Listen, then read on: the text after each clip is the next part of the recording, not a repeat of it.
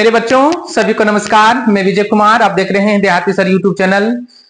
बच्चों आज हम लोग क्लास 8, 10 और 12 से रिलेटेड आज हम लोग सिर्फ यह सहयोग आंदोलन के बारे में समझने वाले हैं, जो बहुत ही मजेदार टॉपिक है और बहुत ही अच्छा टॉपिक है, जो आपके लिए बहुत ही इंपॉर्टेंट है, महत्वपूर्ण है। आपके एग्जाम में इससे रिलेटेड बहुत सारे क्वेश्चन पूछे जाएंगे।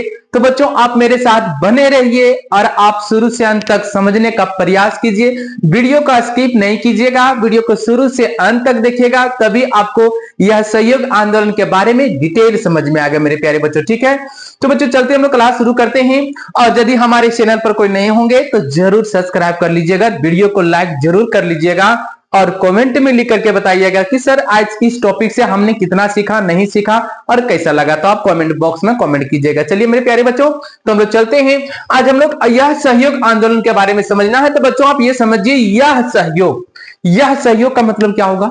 यह सहयोग का मतलब होता है सहयोग ना करना, मतलब किसी को मदद ना करना, है ना। तो ये क्या हो गया, यह सहयोग हो गया।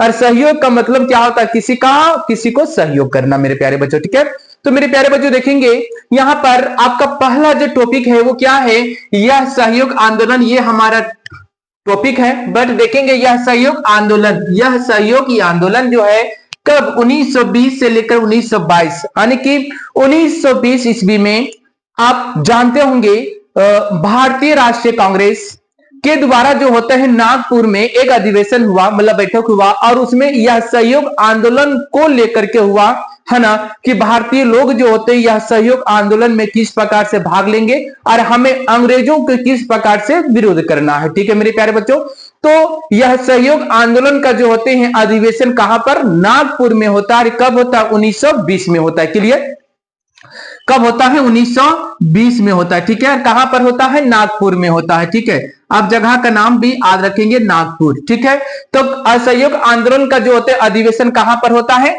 नागपुर में होता है। कब होता है, 1920 में होता है। ठीक है, तो आप समझेंगे कि यह सहयोग आंदोलन का जो नींव है वो कब रखा गया, यानी कि 1920 ईस्वी में। ठीक है, इसीलिए असहयोग आंदोलन को 1920 ईस्वी से हम लोग लेते हैं। ठीक है, और ये जो होता है कि नागपुर अधिवेशन में जो होते हैं यह सहयोग आंदोलन को जो होता है चलाने का, यानी कि नियंत्रण करने के लिए जो होते हैं महात्मा गांधी को सौंप दिया जाता है। ओके मेरे प्यारे बच्चों, तब क्या होता है कि महात्मा गांधी इस आंदोलन को जो होता है 1921 ईस्वी में चलाना प्रारंभ कर देते हैं। और नहीं है, बट जो होते हैं ये रफ्तार में चला, लेकिन 1922 ईस्वी में फिर महात्मा गांधी ने इसको क्या किए, वापस ले लिए। तो बच्चों आपको ये तीनों डेट क्लियर हो गया। 1922 में यह सहयोग आंदोलन क्या हुआ, 1921 में क्या हुआ और 1922 में क्या हुआ। तो आपको ये तीन डेट जो होता है यह सहयोग आंदोलन से आपको याद रखना है मेरे प्यारे बच्चों। ठीक है, तो चलिए देखते हैं हम लोग। बोलता है यह सहयोग आंदोलन क्या है। सबसे पहले यही टॉपिक होगा, आप क्वेश्चन भी आपको एग्जाम में पूछ सकता है कि यह सहयोग आंदोलन का अर्थ बताइए, यह सहयोग आंदोलन से आप क्या समझते हैं, यह सहयोग आंदोलन क्या है। तो बच्चों आपको डरने की जरूरत नहीं है, बिल्कुल नहीं। देखिए ना, आंसर बहुत ही आसान है, इजी है।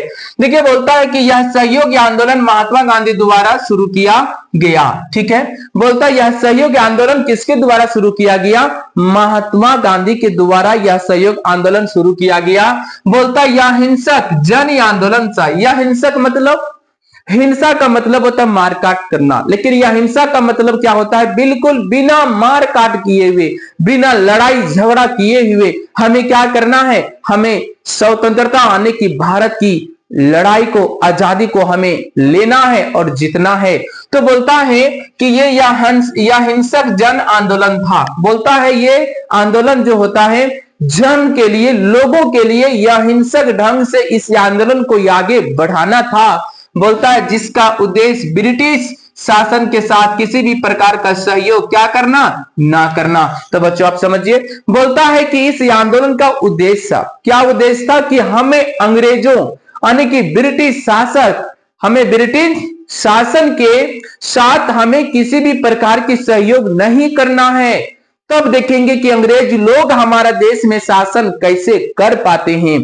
ठीक है मेरे प्यारे बच्चों, या भारत की स्वतंत्रता के लिए पहला बड़ा राष्ट्रव्यापी आंदोलन था। और बोलता यह देश के लिए जो होते बहुत बड़ा एक आंदोलन समझा जाता है। राष्ट्रव्यापी यह आंदोलन पूरे राष्ट्र यानी कि देश भर में फैल चुका था, है ना। बोलता है जिसमें लाखों भारतीय ने भाग लिया था। और बोलता यह सहयोग आंदोलन में लगभग लाखों भारतीय लोग जो होते हैं इस आंदोलन में भाग लिए थे मेरे प्यारे बच्चों।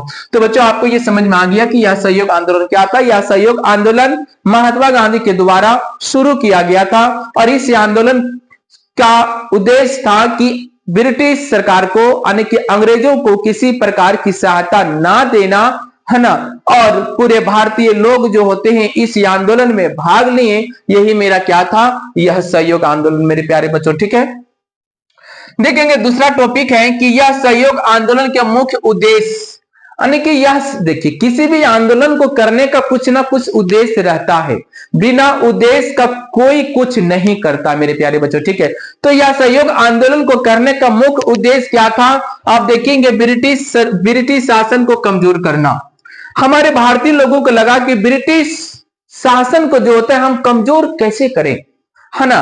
तो यह सहयोग आंदोलन के उद्देश्य था ब्रिटिश शासन को कमजोर करना, जो क्या था कि सरकार के साथ सहयोग बंद करके उसे चलाना मुश्किल करना। कि हम देखिए जब तक भारत के लोग अंग्रेजों को साथ नहीं देंगे, ठीक है, तो अंग्रेज लोग भी हमारा देश में शासन कैसे करेगा, नहीं कर पाता।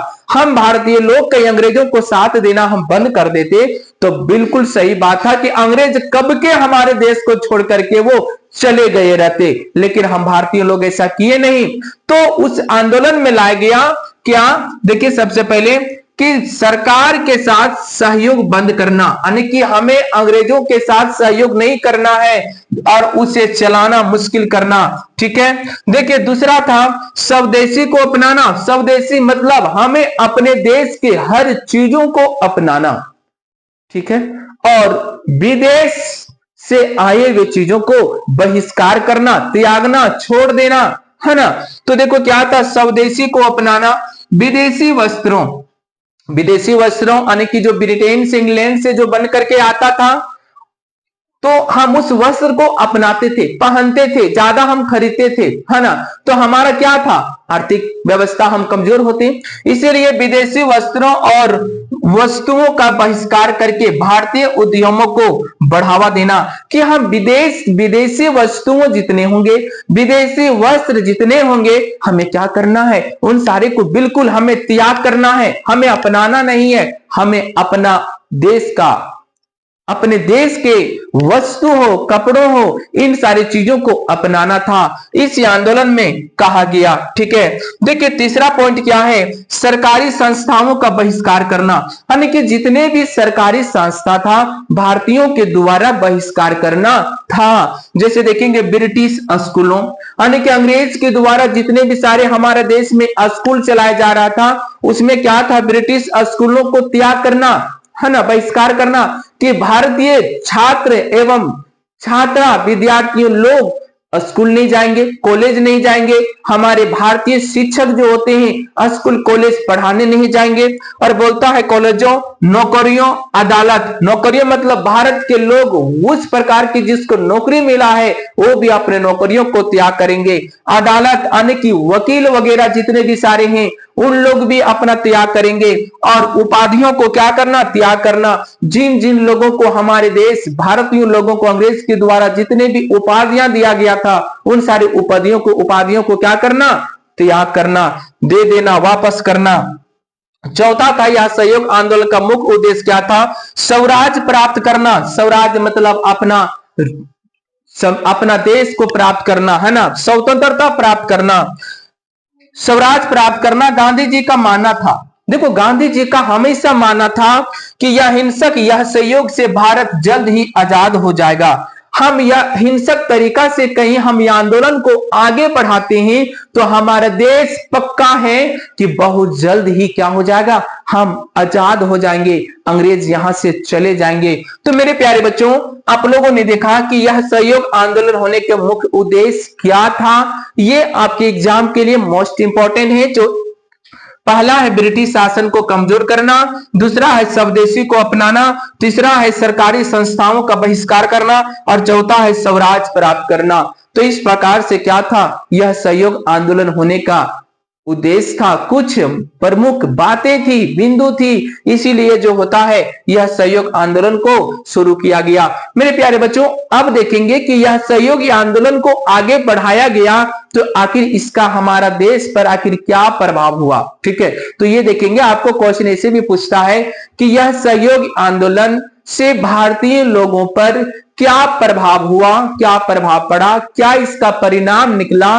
तो बच्चों इस प्रकार से हम पॉइंट बाय पॉइंट हम आंसर यहां पर देखेंगे जो आपके एग्जाम के लिए मोस्ट इंपॉर्टेंट होंगे। ठीक है, तो देखिए पहला पॉइंट है कि भारतीय जनता में राष्ट्रीयता की भावना मजबूत हुई, यानी कि हम भारत के लोग जो हम एक नहीं थे, जो अपने देश के लिए हमें क्या था, प्रेम नहीं था। यह सहयोग आंदोलन से क्या होता, हमारे भारतीय एक भारतीयों के अंदर में क्या होता है, राष्ट्रवाद की भावना पूरा झलक उठता है। सारे लोग एकता हो जाते हैं और अपना देश के लिए मर मिटने के लिए, आंदोलन करने के लिए लोग तैयार हो जाते हैं। मेरे प्यारे बच्चों, तो पहला पॉइंट समझ में आ गया कि भारतीय जनता में राष्ट्रीयता की भावना मजबूत हुई। और दूसरा पॉइंट क्या है वो देखेंगे कि ब्रिटिश सरकार को पहली बार भारतीयों की एकता और विरोध का ताकत का एहसास हुआ।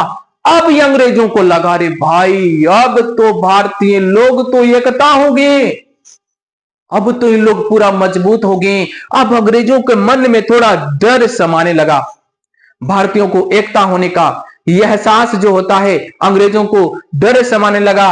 बोलता देखिए, ब्रिटिश सरकार को पहली बार भारतीयों की एकता और विरोध की ताकत का एहसास हुआ और अंग्रेजों को लगा कि नहीं, अब भारतीय लोग छोड़ेगा नहीं रे भाई, क्योंकि भारतीय लोग तो एकता हो चुके हैं और हमारा विरोध में उतर चुके हैं, अब हमें छोड़ेगा नहीं। ये सारे ताकत, शक्ति, पावर जो होते हैं, एकता की पावर, पूरा अंग्रेजों को एहसास होना शुरू हो गया। मेरे प्यारे बच्चों, अब देखेंगे अगला पॉइंट क्या था कि आगे चलकर सविनय अवज्ञा आंदोलन, हमें जो होता है यह सहयोग आंदोलन के बाद जो होता है हमें कौन, सविनय अवज्ञा आंदोलन जो 1930 में प्रारंभ हुई और भारत छोड़ो आंदोलन 1942 में शुरू हुआ था, का मार्ग हमें मिल गया। अब हम अंग्रेजों के विरोध में हम आंदोलन कर सकते हैं। जो महात्मा गांधी ने क्या, सविनय अवज्ञा आंदोलन और भारत छोड़ो आंदोलन, ये भारतीयों को एकता करने के बाद जो होता अंग्रेजों के खिलाफ में आंदोलन करना, विरोध में करना शुरू कर दिए। मेरे प्यारे बच्चों, तो बच्चों अभी आप लोगों ने समझा कि यह सहयोग आंदोलन के हमारे भारतीय जीवन पर क्या प्रभाव पड़ा।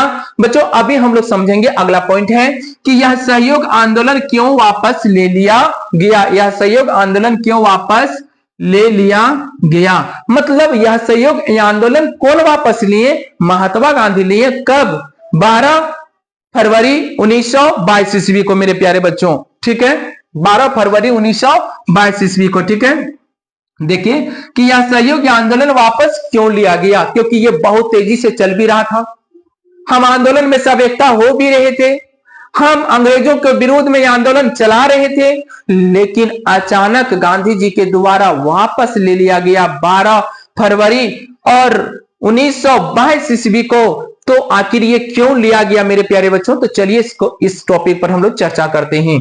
देखिए महात्मा गांधी ने 22 फरवरी 1922 को यह सहयोग आंदोलन को वापस ले लिया। ठीक है ना, आपने सुना कि 12 फरवरी 1922 को यह सहयोग आंदोलन को महात्मा गांधी के द्वारा वापस ले लिया गया।